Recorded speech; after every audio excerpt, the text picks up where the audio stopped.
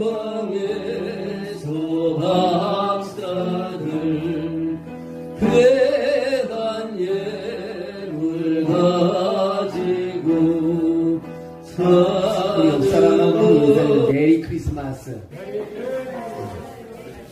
해피 크리스마스. 즐거운 성탄절 여러분 되시기를 주의 이름으로 축원합니다.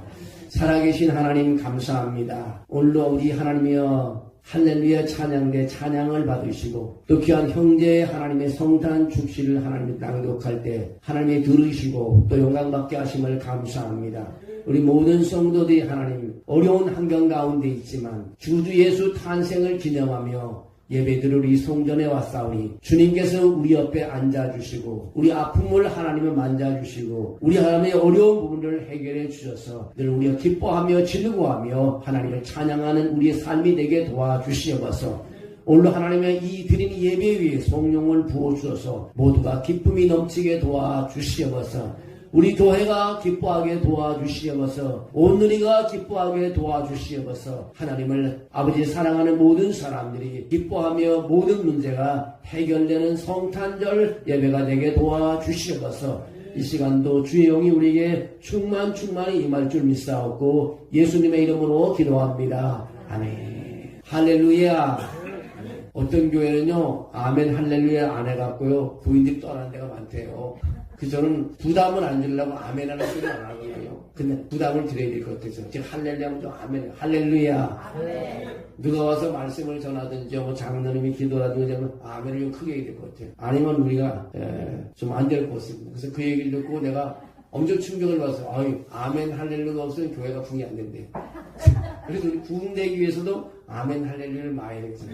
외국 사람들이 보면은 뭐 할렐루야 그러면 all the time 할렐루야 아멘 뭐 막 그랬는데 우리도 좀 아멘 소리를 좀 여러분 은혜가 안 되면 할 수 없겠지만 하나님 말씀을 때 큰 은혜가 되시기를 주의 이름으로 축원합니다.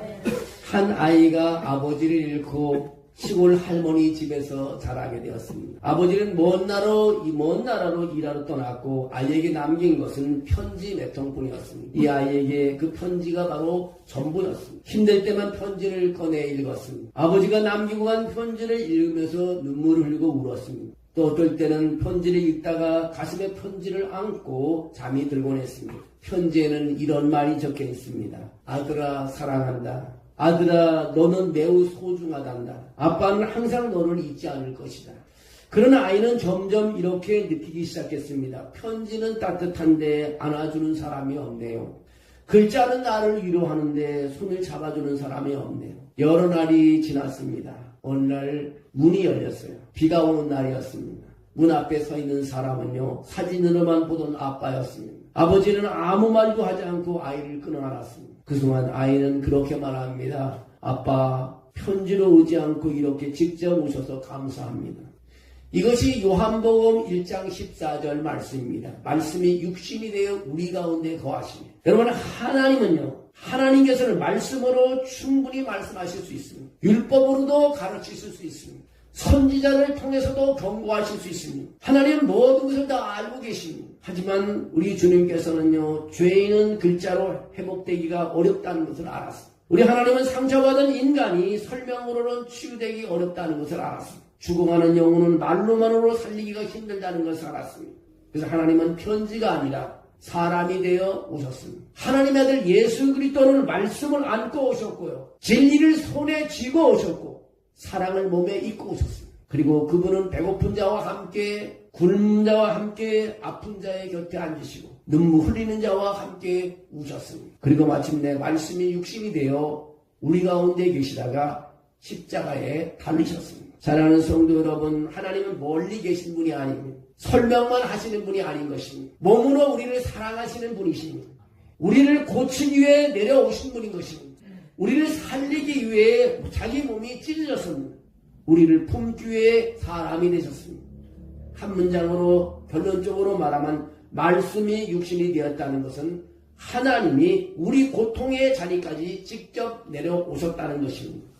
여러분 다시 한번 오늘 이 거룩한 성탄 축하 예배에 함께 하신 여러분들에게 주님의 이름으로 축복합니다. 말씀이 육신이 되어 우리 가운데 거하시며 우리가 그의 영광을 보니 아버지의 독생자의 영광이요 은혜와 진리가 충만하더라.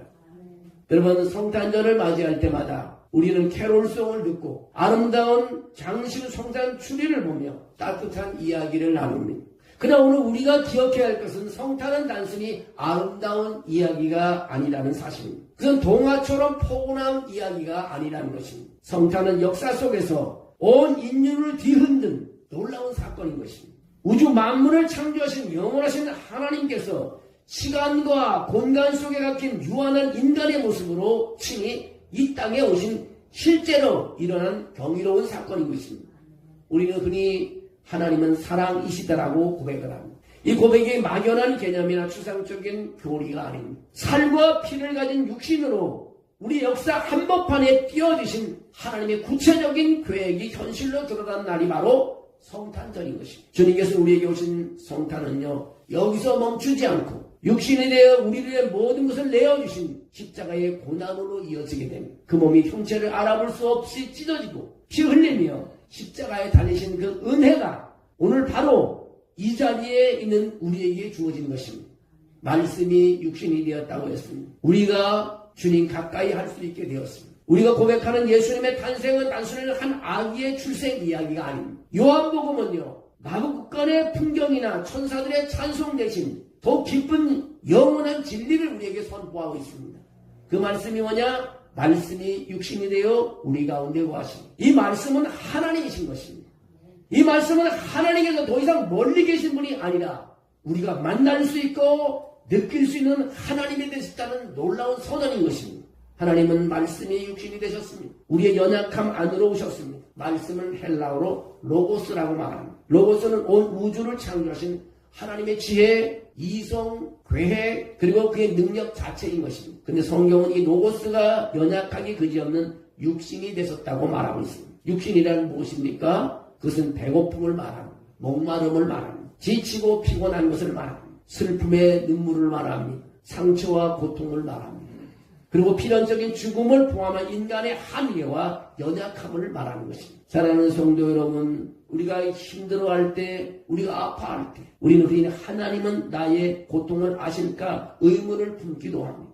그러나 성탄은 분명히 말합니다. 하나님은 우리의 연약함을 먼 발치에서 구경하지 않는다는 것입니다. 우리의 눈물을 지켜만 보고 있지 않는다는 것입니다. 오히려 하나님은 그 모든 연약함과 고통 가운데서 우리의 비참한 삶 속에서 직접 뛰어들어 오신다는 것입니다. 이사야 53장 5절에 그런 말이 있습니다. 그가 찔림은 우리의 허물 때문이고 그가 상함은 우리의 죄악 때문이라. 그가 징계를 받음으로 우리는 평화를 누리고 그가 채찍에 맞음으로 우리는 나음을 받았다고 말하고 있습니다. 그리스도가 이 땅에 온 것은 우리를 위한 것입니다. 아픈 사람을 위해서 올까요? 죄 지은 사람을 위해서 있고 고통받는 사람을 위해서 있고요. 몸이 아픈 사람에서 왔다는 사실입니다. 하나님은 우리 가운데 거하심에 가장 낮은 자리까지 내려오셨습니다. 거하심이라는 단어의 원어는요, 장막을 치다, 텐트를 치다라는 뜻입니다. 구약시대에 하나님께서 광야에서 이스라엘 백성들과 함께 하시기 위해 성막에 임재하셨던 것처럼 이제는 그 영원하신 하나님께서 당신의 아들 예수를 통해 사람들 가운데서 장막을 치셨습니다. 그분은 병든 자 옆에 계십니다. 그분은 죄인 곁에 계십니다. 그분은 눈물 흘리는 자 곁에 계십니다. 그리고 세상에 알아주지 않는 이름 없는 늙어가는 사람들 옆에 거하십니다. 여러분, 하나님이 결코 높은 보좌에 앉아 계셔서 우리를 보지 않습니다. 이 영원하신 하나님께서 우리의 가장 낮은 자리, 우리가 홀로 절망하고 눈물 흘리는 그 고독 속에서도 우리와 함께 계시는 분인 줄로 믿으시기를 주의 이름으로 축원합니다. 전에 한 노인 권사님께서 이렇게 고백하신 것을 들은 적이 있습니다. 목사님, 젊을 때는 하나님이 저 높은 하늘에 계신 줄 알았어요. 근데 제가 늙고 보니, 늙고 몸이 아프고 외로우니까 하나님은 제 옆에서 제 옆에 앉아 계신 것을 이제는 느꼈어요. 이 고백이야말로 성탄의 진정한 의미를 담고 있습니다. 성탄은 멀리 계신 하나님이 아니라 언제나 내 곁에 계신, 바로 내 옆에 앉아 계신 하나님을 알려주는 놀라운 사건이 뭐냐? 성탄이라는 것입니다. 하나님의 사랑은요, 그의 독생자 아들의 몸을 찢으시고 십자가에 달리신 사랑, 말이 아닌 몸을 내어주신 사랑인 것입니다. 우리를 위해 육신이 내오신 주님의 발걸음은 마국간의 구에서 멈추지 않았습니다. 오히려 그분의 궁극적인 목적지는 십자가였습니다. 하나님께서 말씀이 육신이 되신 것은요, 바로 십자가를 향한 첫 걸음이었습니다. 왜 하나님은 사람이 되셨을까요? 우리를 구원하기 위하여, 우리의 죄가를 치르기 위해서 사람이 되셨습니다. 하나님은 말씀 한마디로 세상을 창조하셨습니다. 빛이 있으라 하심에 빛이 있었고 땅과 바다가 생겨났습니다. 그 전능하신 하나님이 굳이 왜 연약한 사람이 되어야 했을까요? 그것은 바로 우리의 죄 때문인 것입니다. 우리의 죄를 구원하기 위해서는 단순히 가르침이나 명령만으로는 부족했습니다. 죄의 학선은 사망이기에 죄의 해결과 용서는 피 흘림을 요구하기 때문에 그분이 오셨던 것입니다. 사랑은 때로는 최고의 대가를 치르게 합니다. 그래서 하나님은 자신의 독생자에게 친히 사람의 몸을 입으시고 우리를 대신하여 죄의 대가를 치르도록 했습니다. 사랑하는 성도 여러분, 주님은 무엇을 위해 이 땅에 오셨습니까? 우리를 구원하기 위해 십자가에 달리기 위해서 오셨습니다. 우리 죄를 용서하시기 위해서 오셨습니다. 우리 영혼의 생명을 위해 피 흘리기 위해서 오셨습니다. 그분은 우리를 말로만 사랑하지 않으셨습니다. 이론적인 가르침만으로 남기지 않았습니다. 우리의 모든 죄의 허물, 사망의 짐을 대신 지고 친히 그 몸을 내어주셨습니다. 그래서 사랑은요, 자기 몸을 내어주는 것입니다. 사랑한다, 사랑한다 함부로 말할 수 없습니다. 사랑은 자기 몸을 내어주는 것입니다. 어느 날 집에 큰 불이 났습니다. 한 아버지는 불길 속에 캔 어린아이를 구하기 위해 망설이 없이 뜨거운 불 속으로 뛰어들어갔습니다. 아들은 무사히 구했지만 아버지는 온몸에 심한 화상을 입고 말았습니다. 사람들은 그 아버지에게 물었습니다. 그렇게까지 몸에 화상을 입으면서 희생할 필요가 있습니까? 그 아버지는 온몸의 아픔에도 불구하고 이렇게 대답을 합니다. 아들을 사랑합니다. 아들을 사랑하기 때문에 내가 당연히 그 불 속에 뛰어들어가야지요. 그렇습니다, 여러분. 십자가는 바로 하나님 아버지의 침묵 속에서 터져나온 대답입니다. 나의 자녀들아, 내가 너희를 너무나 사랑하기에 십자가는 나에게 다양한 일이란다. 이것이 바로 성탄으로 시작되어 십자가에서 완성된 하나님의 놀라운 사랑인 것입니다. 예수님의 십자가 죽음은 과거가 아니라 바로 오늘의 은혜인 것입니다. 여러분, 예수님의 탄생과 죽음은 단순한 과거의 사건으로 끝나지 않았습니다. 그분은 부활하셔서 지금도 살아계시며 오늘 이 자리에 우리 각자에게 찾아오시는 주님이신 것입니다. 주님의 사랑을 기억할 때 은혜와 믿음이 살아납니다. 우리가 성탄을 맞아 예수님의 사랑을 기억한다는 것은요, 단순히 옛일을 떠올리는 회상이 아닙니다. 우리가 그분의 사랑을 기억할 때 메말랐던 영혼의 은혜의 샘물이 다시 솟아오르는 것입니다. 우리가 그분을 기억할 때 흔들렸던 믿음이 다시 굳세게 굳건히 일어서게 되는 것입니다. 예수님은 과거의 영웅이 아니라 지금 나의 삶을 붙드시는 살아계신 주님이시기 때문인 것입니다. 연약한 성도에게요, 예수 그리스도는 모든 것입니다. 그럼 이 연약한 세상 속을 살아가는 우리에게 예수 그리스도는 누구입니까? 병든 몸으로 고통받는 이에게 치유와 회복의 역사를 베푸시는 주님인 것입니다. 치유와 회복의 역사를 베푸시는 주님이시라는 것입니다. 외롭고 지친 마음에는 영원한 임마누엘 함께하시는 주님의 따스한 손길이 있습니다. 죄책감으로 짓눌린 영혼에게는요, 완전한 용서와 해방의 증거가 되시는 것입니다. 삶의 무게에 지쳐 주저앉는 인생에게는요, 다시 일어서고 걷게 하는 힘이 있는 것입니다. 얼마 전 암투병 중이시던 한 장로님께서 목사님의 기도를 받으신 후 이렇게 고백했습니다. 목사님, 몸은 너무 약해져서 기도할 힘조차 없었는데 목사님의 기도 소리를 들으니까 이상하게 마음은 살아나는 것 같습니다. 기도는 육신의 힘보다 영혼의 생명을 먼저 살립니다. 그리고 예수 그리스도는 바로 우리의 영혼을 살리는 생명의 주님이신 것입니다. 제가 오래전에 서울 신림제일교회 부목사로 있을 때 알고 계신 분인데 지금 70세가 넘어서 이발사를 하시는 분입니다. 이발하시는 그 남자 권사님이신데 얼마 전에 일이 있어서 만났습니다. 근데 이 남자 권사님이 나한테 그런 말을 하는 거예요. 이발 고객 한 분이 있는데 전리성 암으로 진단을 받아 수술을 하게 됐답니다. 그런데 이분이 암에 걸린 이분이 하는 말이 한 주간 기도하고 수술하려고 하는데 권사님 저를 위해 기도해 주실 수 있나요? 그래서 이발하는 권사님이 예, 제가 틈날 때마다 기도하겠습니다. 그 이후 이 권사님은 전철을 타고 출퇴근하는데 전철을 타고 출근하면서 이 전리성 암 환자를 위해서 기도, 자기 고객이니까요. 또 퇴근했어도 짬짬이 기도를 했습니다. 근데 놀라운 사실은요, 2, 3주가 지나서 그분이 다시 이발소에 왔습니다. 그 권사님 와서 하루만이 권사님 암이 사라졌어요. 의사가 수술하지 않아도 된대요. 하나님이 고쳐주셨어요. 기도해 주셔서 감사합니다라는 그런 고백을 했다고 합니다. 여러분, 우리가 설마 할 때만 설마 이제 하지 말고 무슨 일이든 믿음으로 기도하는 여러분이 되시기를 주의 이름으로 축원합니다.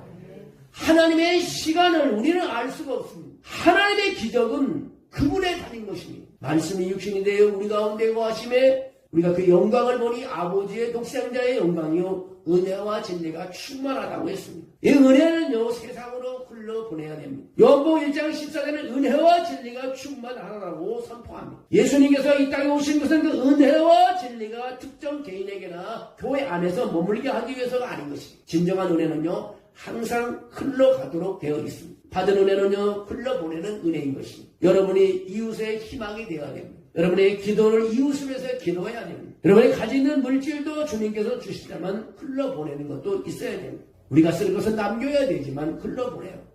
가지고 있으면 그 물질은 사라집니다. 우리가 예수님으로부터 받은 이 놀라운 은혜는 우리 안에서만 몰려있어 고여있지 않게 해야 됩니다. 이웃을 향해 흘러가야 됩니다. 하나님께서 나에게 준 모든 것을 이제 흘러가게 해야 됩니다. 복음은 우리만 듣고 소유하라고 주신 것이 아닙니다. 나누라고 주신 것입니다. 생명은 우리만 누리라고 주시는 것이 아닙니다. 흘러보내든 주시는 선물인 것입니다. 우리가 받은 이 충만한 은혜가요 어둡고 힘든 세상 속에서 이웃의 유일한 희망이 되어야 합니다. 이웃에게 우리는 베푸는 삶, 그 가운데서 기적을 우리는 찾을 수가 있습니다. 교회는요 성탄의 연장선이 되어야 합니다. 예수님을 다시 태어나게 하신 것이 바로 교회입니다. 사랑하는 성도 여러분, 교회는 바로 성탄의 연장선 위에 서 있는 것입니다. 교회는 단순히 건물이 아닙니다. 예수님께서 이 땅에 오신 그 목적을 이어가는 주님의 몸이 뭐냐? 바로 교회인 것입니다. 교회를 위해 예수님은요 오늘날에도 이 땅에 다시 태어나는 곳이 되어야 하는 것입니다. 아픈 자에게, 외로운 자에게, 소외된 자에게, 절망하는 자에게 우리가 세상 속에서 예수님의 손과 발이 되고 그분의 사랑의 통로가 될 때 성탄은 계속해서 일어나는 것입니다. 이 성탄의 기적은 우리를 통해 그리고 교회를 통해 그리고이 반복되어야 될 줄로 믿습니다. 말씀을 정리하려고 합니다. 오늘 우리는 다시 그분을 모셔야 합니다. 성탄절은 2000년 전 베들레헴에서 시작된 한 번의 이벤트가 아닙니다. 성탄절은 바로 지금 이 순간 우리가 말씀이 육신이 되어 오신 주님을 다시 우리 마음 안에 우리 삶의 한가운데 모시는 경이로운 시간인 것입니다. 그분은 더 이상 멀리 계신 추상적인 하나님이 아니십니다. 그분은 만질 수 있는 하나님이십니다. 그분은 우리 아픔과 눈물을 함께 느끼며 아파하시는 하나님이신 것입니다. 그분은 우리를 위해 자신의 모든 것을 머물러 내어주시는 사랑의 하나님이신 것입니다. 우리 거룩한 성탄절에요 우리에게 우리를 위해 세상의 가장 낮은 곳에 찾아오신 예수님을 우리는 기억하며 우리는 고백해야 됩니다. 주님 감사합니다. 저의 죄 많고 연약한 삶 한가운데 지금 다시 오십시오. 저의 가정에, 저의 자녀에게, 저의 직장에, 저의 모든 관계 속에 다시 오십시오. 저의 삶의 주인이 되어 주십시오. 우리 이런 기도가 필요합니다. 주님 다시 나에게 오십시오. 성탄절에 한 번 왔다 가는 주님이 되서랍니다. 오늘 우리 주님은 아픈 사람 옆에 계십니다. 고통받는 사람 옆에 있습니다. 문제를 가지고 신음하는 사람 옆에 있습니다. 주님이 항상 여러분의 옆에 계신 것입니다. 이 주님은 여러분 기억하시기를 주의 이름으로 축원합니다. 하나님 감사합니다. 믿음을 따라 2025년 성탄절 예배를 주 앞에 나와 드리게 하심을 감사합니다. 일생에 한 번 드리는 성탄절이 되지 않게 도와주시고 매일처럼 주님을 만나는 삶이 되게 도와주시기 원합니다. 우리 예한교회 모든 식구들 한 사람 한 사람에게 주님께서 가까이 와주셔서 옆에 계셔주시고 만져주시고 안수해 주셔서 아픈 사람 치료해 주시옵소서. 아버지 힘든 사람 위로해 주시옵소서. 어려운 사람 하나님 도와주시옵소서. 경제적인 어려움이 있습니까? 하나님께서 그걸 채워주시기를 빌곤합니다. 그리고 넘치게 해주셔서 이웃에게 흘러보낼 수 있는 그런 성도의 삶이 되게 도와주시옵소서. 우리가 하나님 아픈 거에 늘 관심 가지고 그것을 두려워하지 않게 하시고 살아계신 하나님, 우주에 가득 계신 하나님이 내 옆에 계셔서 아픈 것이 사라지게 하시고 통증이 사라지게 하시고 문제가 사라지게 하시고 아버지 모든 것을 이루는 우리 하나님 주님을 만나는 우리 성도들이 되게 도와주시옵소서. 오늘로 아버지 하나님 주를 위해서 눈물 흘려 수고한 사람 내 허리야 내 발이야 내 팔이야 내 머리야 생각하지 말고 주님의 이름을 부르며 함께하는 삶이 되게 도와주시옵소서. 주께서 이 2025년 성탄절이 하나님 우리 교회 최고의 아버지 하나님이여 그런 예배가 되게 하시고 이런 날이 되게 도와주셔서 늘 어디 가나 주님과 동행하며 승리하는 삶이 되게 도와주시옵소서. 주 예수님께서 늘 지켜주시고 붙잡아줄 줄을 믿사하며 나사렛 예수의 이름으로 기도하옵나이다. 아멘.